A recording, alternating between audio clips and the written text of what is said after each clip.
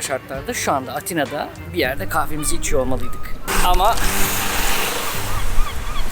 Ama İstanbul'dayız. Neden Atina'da olmalıydık diyorum. Yılbaşına doğru havayolu şirketleri kampanyalı bilet satışları yapar. Biz de böyle erkenden hem rezervasyonumuzu yaptırdık hem uçak biletimizi aldık. Vizemizi almak için randevu kovalamaya başladık. Fakat Ocak ayından itibaren bırakın vize almayı, randevu bulmak mümkün olmadı. Dedik ki vize alamayacağız. O zaman rezervasyonumuzu iptal edelim. Uçak biletimizi askıya alalım dedik. Bütün bu Atina planı alt üst olunca İstanbul'da biraz daha kalalım dedik. Zira zaten Hülya canına minnet bir 10 gün en azından kızımla vakit geçiririm dedi. Benim de bir iki resmi işim vardı. Gerçekten 2 günde bitirebileceğim ama bu 2 günün sonunda kalan 8 günde ne yapacağımı gerçekten ben de bilmiyorum.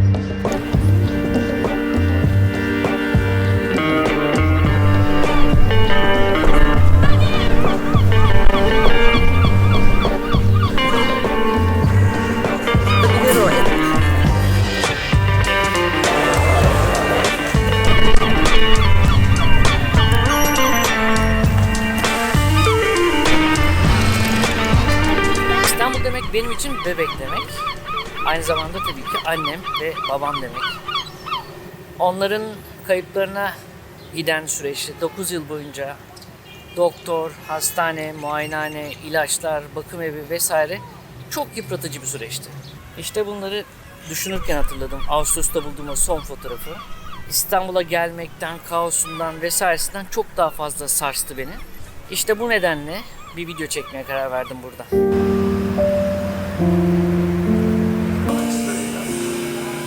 Daha doğrusu mutfak yapılıyor.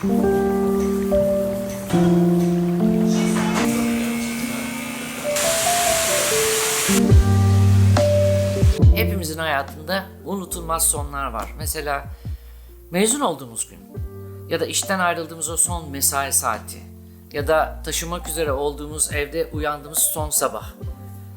Bunlar haberli sonlar.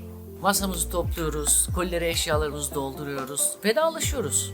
Zihnimiz bir şeyin bittiğini biliyor ve kendini ona göre hazırlıyor. Yani defteri kapatıyor. Geçen yıl Ağustos ayı babamın aramızdan ayrılışının 6. yılıydı. O vesileyle böyle eski videolara bakarken, fotoğrafları karıştırırken bu kareye denk geldim. Hastane odasındayız. Babam bir koltukta oturuyor. Son derece yorgun, zayıflamış artık.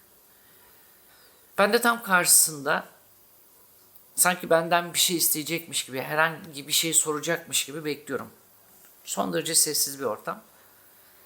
İşte kardeşim bu anı fotoğraflamış. Babamla yan yana olduğumuz son fotoğrafımız olduğunu bilmiyordum. Eğer bilseydim bir şey değişir miydi? Onu da bilmiyorum. Geçen yaz beni epey sarsan bu olmuşken bir de üstüne annemin kaybı geldi. Sonra düşündüm, ona en son ne zaman sarıldım hatırlamıyorum. Ne kadar çok haberimiz olmayan son var, farkında bile değiliz. Hayatımızdaki belki de en özel anları, en önemli anları sadece sıradan, rutin vesaire diyerek yaşıyoruz.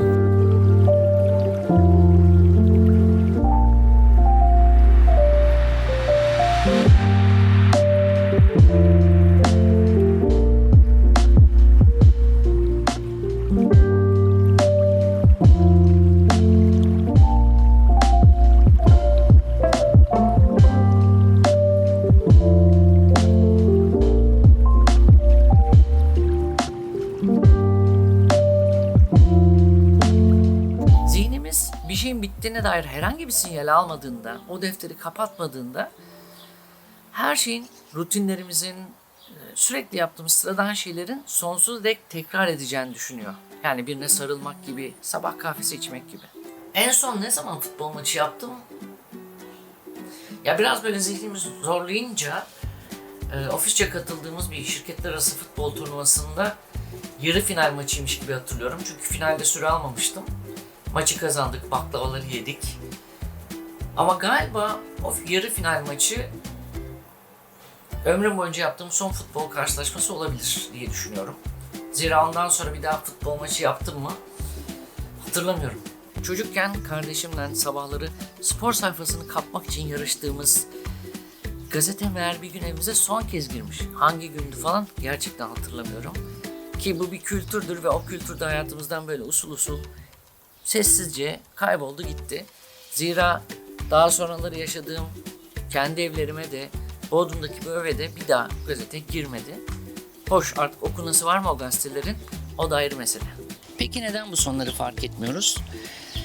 Çünkü beynimiz enerjisini korumak için bu tip rutin işleri biraz arka plana atıyor. Buna da habitasyon deniyormuş, yani alışma.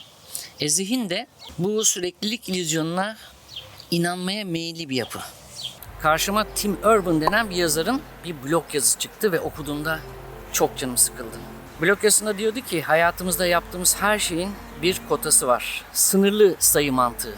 Özetle diyor ki ailenizle geçirdiğiniz zamanın %90'ını 18 yaşına gelene kadar zaten tüketmiş oluyorsunuz. Bundan sonra önünüzde belki 50, belki de 100 görüşme kalmış demektir.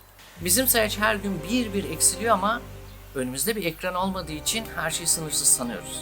Şu an İstanbul'dayım ama otoboka kızıyorum. Trafikten, kalabalıktan falan şikayet ediyorum herkes gibi. Ama sonra bu sayacı hatırladım. Belki buralarda son kez dolaşıyorum. Belki son kez metroya bineceğim. Son kez vapura. Belki de İstanbul'a son gelişimdir. Kim bilir? Tabi bunu bilmediğim için zihnim de bu anları böyle sıradan, rutin, önemsiz kategorisine atıyor. Oysa ekran görebilsek, o sayacı izleyebilsek belki de o hoşlanmadığımız İstanbul'un trafiği, metrobüs kalabalığı, metronun havasızlığı belki de çok daha değerli bir hale gelebilirdi. Gelmez miydi? Peki bu gerçekle nasıl yaşayacağız? Hep bir melankoli içinde acaba bu son mu diyerek ortalıkta mı dolaşacağız? Stoacı filozofların binlerce yıl öncesinden bulduğu bir çözüm var. Adı da Promeditio Malorum. Yani anlamı kötülüğün önceden provası. Başta kulağa korkunç geliyor ama adamların niyeti bizi üzmek değil. Tam tersine sahip olduğumuz şeyin o an sonuncusu olabileceği ihtimalini bir anlığına aklımızdan geçirmek. Bu da o ana verilen dikkati inanılmaz arttırıyor.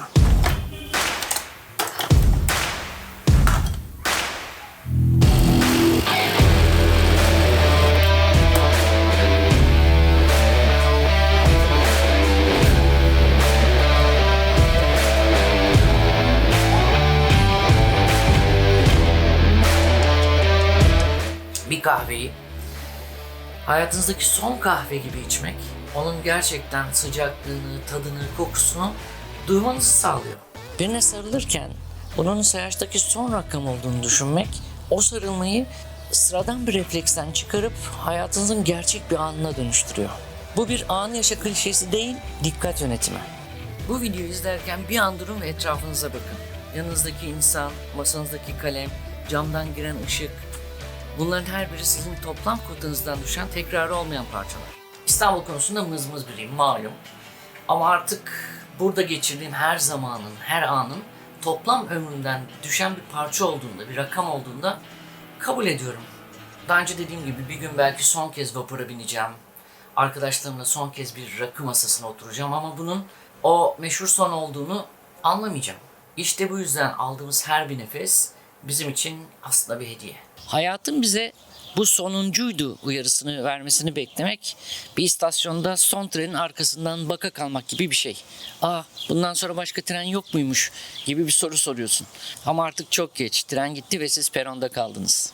Gerçek farkındalık bir şeyin sonu olduğunu bilmek değil, her şeyin bir sonu olduğunu kabul ederek anın içindeki o tekil tadı alabilmek. Bu videoyu kapattıktan sonra yapacağınız ilk şeye odaklanmaya çalışın. İçeride birine mi sesleneceksiniz, bir bardak su mu içeceksiniz artık bilemem. O elimi hayatınızdaki en kıymetli bir parçaymış gibi düşünmeye çalışın. Belki bu farkındalık bir sonraki adımınızı çok daha farklı kılar. Bana buraya kadar eşlik ettiğiniz için hepinize ayrı ayrı teşekkür ederim. Kim bilir, belki de bu benden izlediğiniz son videodur. O yüzden lütfen abone olun ve bir like'ı benden esirgemeyin.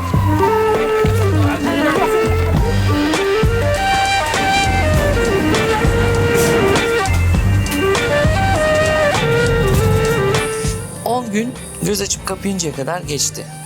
İstikamet Bodrum. O halde bir sonraki videoda görüşmek üzere. Lütfen kendinize çok iyi bakın. Saatli kalın. Hoşça kalın.